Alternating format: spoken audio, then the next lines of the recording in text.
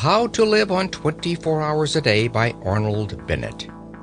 Nothing in life is humdrum. Art is a great thing, but it is not the greatest. The most important of all perceptions is the continual perception of cause and effect.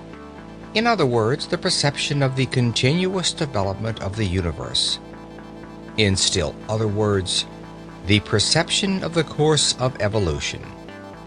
When one has thoroughly got imbued into one's head the leading truth that nothing happens without a cause, one grows not only large-minded, but large-hearted.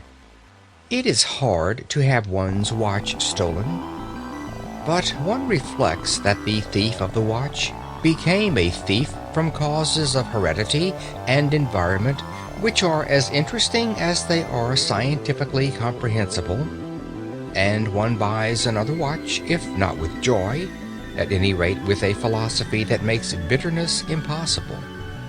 One loses in the study of cause and effect that absurd air which so many people have of being always shocked and pained by the curiousness of life. Such people live amid human nature as if human nature were a foreign country full of awful foreign customs. But having reached maturity, one ought surely to be ashamed of being a stranger in a strange land. The study of cause and effect, while it lessens the painfulness of life, adds to life's picturesqueness. The man to whom evolution is but a name looks at the sea as a grandiose, monotonous spectacle, which he can witness in August for 3 shillings third-class return. The man who is imbued with the idea of development, of continuous cause and effect, perceives in the sea an element which in the day before yesterday of geology was vapor, which yesterday was boiling, and which tomorrow will inevitably be ice. He perceives that a liquid is merely something on its way to be solid, and he is penetrated by a sense of the tremendous, changeful picturesqueness of life. Nothing will afford a more durable satisfaction than the constantly cultivated appreciation of this. It is the end of all science. Cause and effect are to be found everywhere. Rents went up in Shepherd's Bush. It was painful and shocking that rents should go up in Shepherd's Bush. But to a certain point, we are all scientific students of cause and effect, and there was not a clerk lunching at Lyon's restaurant who did not scientifically put 2 and 2 together and see in the once 2-penny tube the cause of an excessive demand for wigwams in Shepherd's Bush, and the excessive demand for wigwams the cause of the increase in the price of wigwams. Simple, you say disdainfully?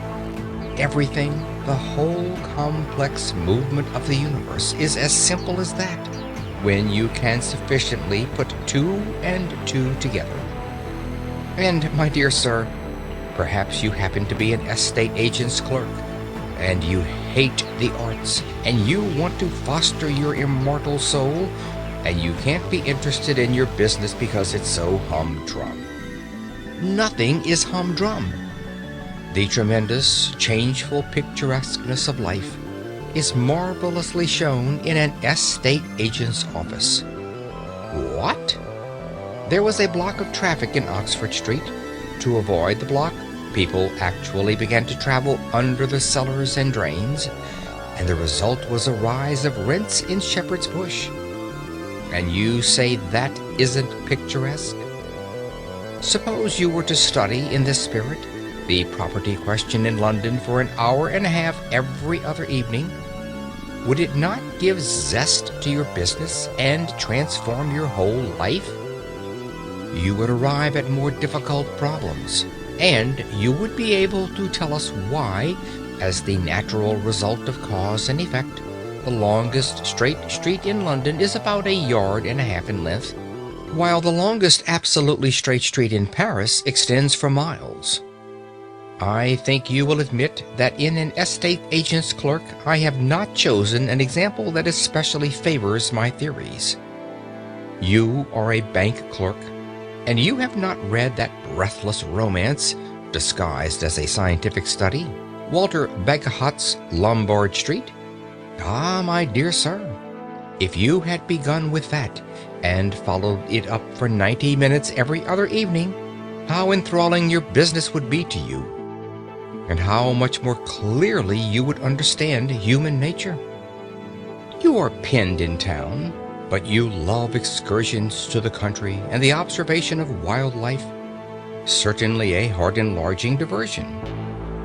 Why don't you walk out of your house door in your slippers to the nearest gas lamp of a night with a butterfly net and observe the wild life of common and rare moths that is beating about it, and coordinate the knowledge thus obtained and build a superstructure on it, and at last get to know something about something. You need not be devoted to the arts, not to literature, in order to live fully. The whole field of daily habit and scene is waiting to satisfy that curiosity which means life, and the satisfaction of which means an understanding heart. I promised to deal with your case, O man who hates art and literature, and I have dealt with it. I now come to the case of the person, happily very common, who does like reading.